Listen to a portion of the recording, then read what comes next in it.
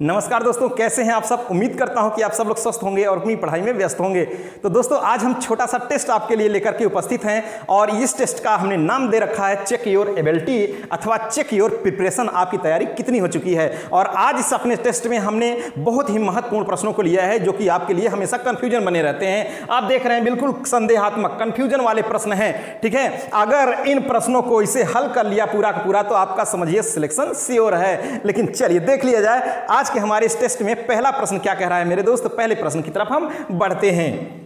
तो दोस्त, ये रहा आज का पहला प्रश्न। पहला प्रश्न क्या कह रहा है, इसकी तरफ हम बढ़ते हैं, ध्यान देते हैं मेरे दोस्त। कह रहा है बेस्ट स्टेज, सबसे अच्छी अवस्था, ठीक है। बेस्ट स्टेज, सबसे अच्छी अवस्था टू ऑब्जर्व, प्राप्त करने के लिए, यानी प्राप्त करने के लिए shape, size and number of chromosome. कह रहा है कि क्रोमोसोम का शेप, साइज और नंबर प्राप्त करने के लिए सबसे अच्छी अवस्था किसके द्वारा प्राप्त होती है, ठीक है। क्रोमोसोम की संख्या, नंबर, शेप, साइज, यह सब प्राप्त करने के लिए सबसे बेस्ट स्टेज कौन सी है, ऐसा कह रहा है। देखिए चार ऑप्शन दे रखा है। कह रहा है इंटरफेज है कि मेटाफेज है कि टीलोफेज है कि प्रोफेज है। इसका राइट आंसर क्या होगा मेरे दोस्त, देख लीजिए फटाक से। तो आप क्या जानते हैं इसको? अगर जानते हैं तो देखिए मैं बताता हूं। इसका राइट आंसर क्या है, metaphase. Metaphase is the right answer, सबसे बेहतरीन। देखिए प्रश्न है ये पहला नंबर, इसका सही उत्तर क्या हो गया। मेटाफेज एक ऐसी अवस्था है जिसमें क्रोमोसोम का शेप, साइज और नंबर अच्छे से देखा जा सकता है, समझ रहे हैं, ऑब्जर्व किया जा सकता है। चलिए प्रश्न नंबर 2 की बात करते हैं। प्रश्न नंबर 2 क्या कह रहा है उसकी देखिए दोस्त, ये रहा हमारा दूसरा प्रश्न। कह रहा है दूसरे प्रश्न में कि cavity common to all type है canal system in sponge. Sponge के कैनाल सिस्टम में जो गुहा होती है, सबसे सामान्य प्रकार की गुहा कौन सी होती है उसके सभी प्रकार के कैनाल सिस्टम में, ठीक है। Leucon type, sycon type, ascon type, तो जो भी इसके जो कैनाल सिस्टम होते हैं उसमें सामान्य प्रकार की गुहा कौन सी है, ऐसा कह रहा है। कह रहा है इनकरेंट कैनाल है कि एक्सकरेंट कैनाल है कि रेडियल चैम्बर है कि स्पॉन्जोसील है, ठीक है। इसका राइट आंसर क्या हो जाएगा भाई, इसका राइट आंसर क्या हो जाएगा। और यह मैंने बताया कोरिफेरा से लिया गया प्रश्न है जो कि बहुत ज्यादा इंपॉर्टेंट है मेरे दोस्त। तो इसका राइट आंसर क्या है, इसका राइट आंसर है spongocoel. Spongocoel is the right answer. चलिए प्रश्न नंबर 3 की अगर हम बात करें, प्रश्न नंबर 3 क्या कह रहा है उसकी तरफ हम बढ़ते हैं। प्रश्न नंबर 3 कह रहा है कि फ्रॉम व्हिच स्टेज, किस अवस्था से आप सिल्क मोथ की किस अवस्था से the silk is obtained, silk moth की किस अवस्था से सिल्क प्राप्त की जाती है, ऐसा कह रहा है। सिल्क मोथ के किस अवस्था से सिल्क प्राप्त की जाती है। देखिए कह रहा है कि एडल्ट से, कि इग से, कि कैटरपिलर से, कि कोकून से, किससे सिल्क प्राप्त होती है। देख लीजिए बिल्कुल 4 ऑप्शन है। इसका राइट आंसर क्या है मेरे दोस्त, इसका राइट आंसर है cocoon. Cocoon is the right answer. Silk से, यानी सिल्क मोथ में सिल्क किससे प्राप्त होता है, कोकून से प्राप्त होता है, ठीक है। आज का जो हमारा ये बिल्कुल टेस्ट चल रहा है, छोटा सा टेस्ट है आपके लिए। देखिए यहां पर आप सोच रहे होंगे एक्सप्लेनेशन नहीं हो रहा है। एक्सप्लेनेशन डेली, एक्सप्लेनेशन सहित आपके प्रैक्टिस सेट 9:30 बजे शाम को आप लोग देखना ना भूलें, ठीक है। अगर आप लोगों ने हमारे टेलीग्राम चैनल से नहीं जुड़ा तो बिल्कुल जुड़ जाइए, ठीक है। चलिए क्वेश्चन नंबर 4 की बात करते हैं। क्वेश्चन नंबर 4 क्या कह रहा है उसकी तरफ हम बढ़ लेते हैं। क्वेश्चन नंबर 4 देखिए, क्वेश्चन नंबर 4 क्या कह रहा है। कह रहा है कि डेसिडुअस फॉरेस्ट हैव,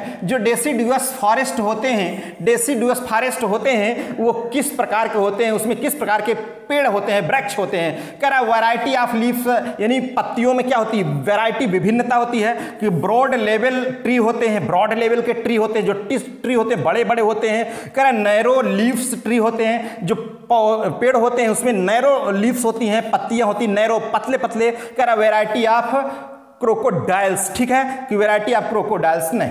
देखिए इसका राइट आंसर क्या है मेरे दोस्त, इसका राइट आंसर देख लीजिए और बिल्कुल समझ जाइए कि कैसे कैसे प्रश्नों को आज हमने शामिल किया हुआ है। तो इसका राइट आंसर क्या है, B is the right answer, ठीक है। Broad leave tree, broad leave tree, ठीक है। चलिए 5 नंबर का क्वेश्चन क्या कह रहा है, 5 नंबर क्वेश्चन में हम चलते हैं। देखिए 5 नंबर का क्वेश्चन कह रहा है कि odontoid process in rabbit is found in, यानी रैबिट में ओडोंटॉइड प्रोसेस जो होती है किस में पाई जाती है, ठीक है। ओडोंटॉइड प्रोसेस रैबिट में किस में पाई जाती है ये आपको बताना है भाई। ओडोंटॉइड किस में होती है, ओडोंटॉइड प्रोसेस रैबिट में। देख लीजिए 4 विकल्प हैं। कह रहा रेडियल ना, ह्यूमरस में, कि फीमर में, कि एक्सिस वर्टिब्रा में। तो इसका राइट आंसर क्या होगा। और एक बात और बता दें कि आज के हम अपने छोटे से टेस्ट में 5 प्रश्न जूलॉजी के, 5 प्रश्न बॉटनी के शामिल किए हैं विद ऑल चैप्टर के साथ में। तो इसका राइट आंसर क्या हो जाएगा? ओडोंटाइड प्रोसेस रैबिट में किसमें होता है? एक्सिस वर्टिब्रा में। ठीक है, एक्सिस वर्टिब्रा में, तो D is the right answer. चलिए क्वेश्चन नंबर 6 की तरफ अगर हम बढ़े, क्वेश्चन नंबर 6 क्या कह रहा है उसको देख लेते हैं। क्वेश्चन नंबर 6 देखिए, क्वेश्चन नंबर 6 क्या कह रहा है, यहां पर ध्यान दीजिए। क्वेश्चन नंबर 6 कह रहा है कि एल्कोहलिक फर्मेंटेशन बाय ईस्ट, ठीक है, takes place through one of the following, निम्नलिखित में से किसके द्वारा एल्कोहलिक फर्मेंटेशन होता है, यानी बाय ईस्ट, ईस्ट के द्वारा जो फर्मेंटेशन किण्वन की क्रिया होती है, तो एल्कोहलिक किण्वन की क्रिया ईस्ट के द्वारा निम्न की सहायता से होता है। कह रहा है एमाइलेज की सहायता से होता है, कि एल्कोहलिक डिहाइड्रोजिनेज की सहायता से होता है, कि माल्टेज की सहायता से होता है, कि नन ऑफ दी, जिनमें से किसकी सहायता से एल्कोहलिक फर्मेंटेशन ईस्ट के द्वारा होता है, ऐसा कह रहा है। तो देख लीजिए और बताइए फटाक से इसका राइट आंसर क्या हो जाएगा मेरे दोस्त। इसका राइट आंसर देखिए हम आपको बताते, चलिए चेक तो कर लिया होगा आपने, इसका राइट आंसर है D, none of these, none of these is the right answer. ठीक है, चलिए क्वेश्चन नंबर 7 की अगर हम बात करें, क्वेश्चन नंबर 7 क्या कर रहा है उसकी तरफ हम देख लेते हैं।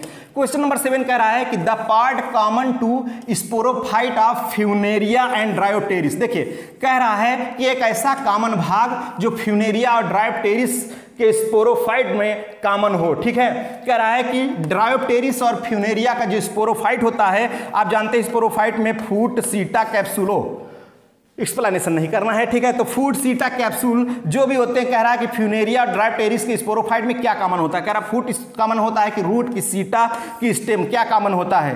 तो इसका राइट आंसर क्या हो जाएगा भाई, इसका राइट आंसर क्या हो जाएगा, बिल्कुल हम आपको बता दें इसका राइट आंसर है फूट, ए इज द राइट आंसर। फूट इसमें क्या है, कॉमन है, फूट इज द राइट आंसर। चलिए क्वेश्चन नंबर अगर हम 8 की बात करें, क्वेश्चन नंबर 8 क्या कह रहा है उसकी तरफ हम बढ़ देते हैं। क्वेश्चन नंबर 8, तो देखिए क्वेश्चन नंबर 8 क्या कह रहा है, कह रहा है टैप्टम इज, टैप्टम कह रहा है कि tapetum is a part of, ठीक है, tapetum is a part of, tapetum किसका एक भाग है, कह रहा मेल गैमेटोफाइट का है कि फीमेल गैमेटोफाइट का है, कि ओवरी वाल का है, कि एंथर वाल का है। टैप्टम किसका भाग है, टैप्टम किसका भाग है मेरे दोस्त, देख लीजिए और बता दीजिए, बिल्कुल बॉटनी के प्रश्न शुरू हो चुके हैं। ठीक है, तो देखिए इसका राइट आंसर क्या हो जाएगा भाई, इसका राइट आंसर क्या हो जाएगा, टैप्टम किसका भाग है, टैप्टम। ठीक है, न्यूट्रिटिव इन फंक्शन होता है, पोषण में, पोषण न्यूट्रिटिव यानी कार्य में क्या होता है, ये पोषण प्रदान करता है। तो क्या इसका राइट आंसर है डी, एंथर वाल। ठीक है, किसका भाग है, एंथर वाल का भाग है। ठीक है, चलिए क्वेश्चन नंबर 9 की बात करते हैं। क्वेश्चन नंबर 9 क्या कह रहा है इसको देख लेते हैं। Question number 9